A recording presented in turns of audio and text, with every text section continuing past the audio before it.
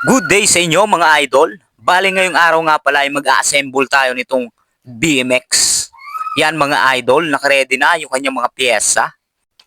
Hindi ko lang napakita sa video na ito kung paano ko pinturahan yung kanyang batalya.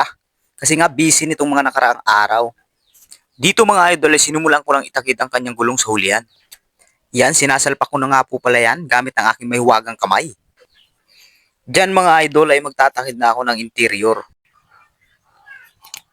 Pinasingaw ko muna yan mga idol kasi nga may hangin pa yan. Tinesting ko kasi muna yan kung may mga butas ba. At yan mga idol, sinalpa ko na. Ginamitan ko muna yan ang aking kamay habang kaya ko pang itakid yung kanyang gulong. At kung hindi ko na kaya, ayan, ginamitan ko na siya ng aking mahiwagang flat screw. At yun, mukhang okay naman mga idol. At dito ina-SS ko muna yung kanyang pito kasi nga ang tabingi. At yun, nung okay na mga idol, sinimulan ko na tong hanginan. Pobomba na ako dyan mga idol.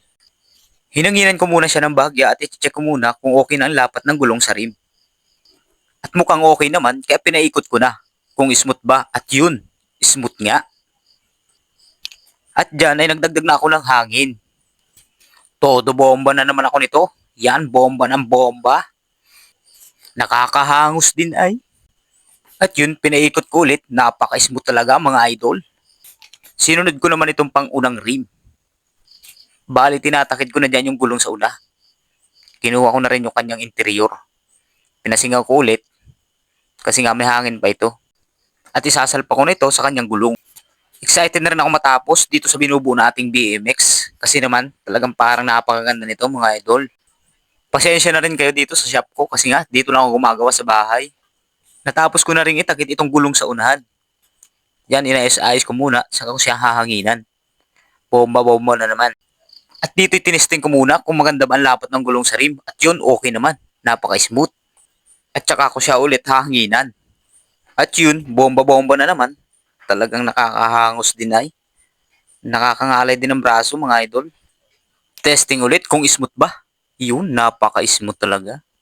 Sa parting ito mga idol, dito na ako gumawa sa baba. Binaliktad ko muna yung kanyang batalya. At itatakid ko na yung rim niya sa una. At yan, sinalpak ko na mga idol. Hihigpitan ko na lang yung dalawang nut niya. At dito, hinihigpitan ko na yung dalawang nut niya sa kaliwat kanan. Okay na, napakatining. At dito, sinunod ko na yung kanyang pedal. Bago nga pala yan mga idol. Inuna ko muna itong parting kanan. Higpitan lang natin, clockwise. Ikot-ikot lang hanggang siya humigpit. Higpitan natin ng ayos mga idol kasi importante ito sa bisikleta. At dyan ay sinunod ko na rin itong kaliwa. Dito sa parteng kaliwa mga idol ay counterclockwise ang ating paghigpit. At yun, ikot-ikot uli hanggang siya humigpit. Napakaganda talaga nitong ating ginagawa. At yun, okay na, napakahigpit na. Sa parteng ito ay susunod naman natin yung kanyang rim sa huli. Bale, tinakid ko muna yung kanyang sprocket. Ginamitan ko lang yan ng aking kamay at ng aking magic basahan. At yan, sinalpa ko na. Bali dito itatakid ko na yung kanyang kadena. At naitakid ko na nga yung kanyang kadena. Kaya naman hinigpitan ko na yung kanyang gulong sa huli. At yun mga idol, higpit-higpit lang muna ako dito. At sinisipat ko rin kung nakaline ba yung kanyang gulong sa kanyang batalya. At tinignan ko rin kung okay na ba ang adjust ng ating kadena. Mahirap din kasi pag sobrang higpit. At pangit din naman kung maluwag. At nung na-check ko na mga idol, hinigpitan ko na to ng maayos. Sa parteng ito, itinayo ko na itong ating bisikleta. Kasi nga, itatakid na natin yung kanyang upuan. Ito nga pala yung ating upuang itatakid. At yan nga mga idol ay higpitan ko na yung kanyang dalawang nut magkabila. Kailangan ay maganda nga ating pakahigpit kasi nga persado nga ito. At dito nga sinisigurado ko na maganda ang aking pakahigpit. At yun, okay na. Dito sa parteng ito ay itatakid ko na yung kanyang preno sa huli.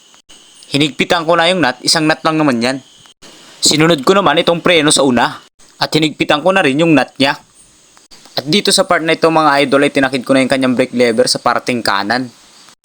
At sinunod ko naman itong sa parteng kaliwa. Higpit-higpit lang ako dyan mga idol. At dito yung magtatakid na ako ng brake cable sa huli. Sinuksok ko lang yan doon sa dalawang butas sa batalya. At nung naipasok ko na doon sa dalawang butas ay hinigpitan ko na itong kanyang preno. Okay na ang pakakahigpit ko at tetesting ko na lang ito. At yun, okay naman, malakas. At dito'y sinunod ko naman yung kanyang preno sa una. At hinigpitan ko na rin yung nut niya. Tinesting ko na rin kung malakas ba. At yun, malakas naman mga idol. Okay na ang mga preno. At yun mga idol, natapos din natin itong ating project na BMX. Napakaganda naman, napakakinis, parang bago. Ready to test drive na. Kaso hindi natin ma-test drive mga idol, ang sama kasi ng panahon dito sa amin. At kung nagustuhan nyo mga idol ang video na ito, paki-like and share naman nitong ating video. At kung bago ka naman sa aking Facebook page, paki-follow na rin. Salamat! Kita-kits po ulit next video. Bye-bye!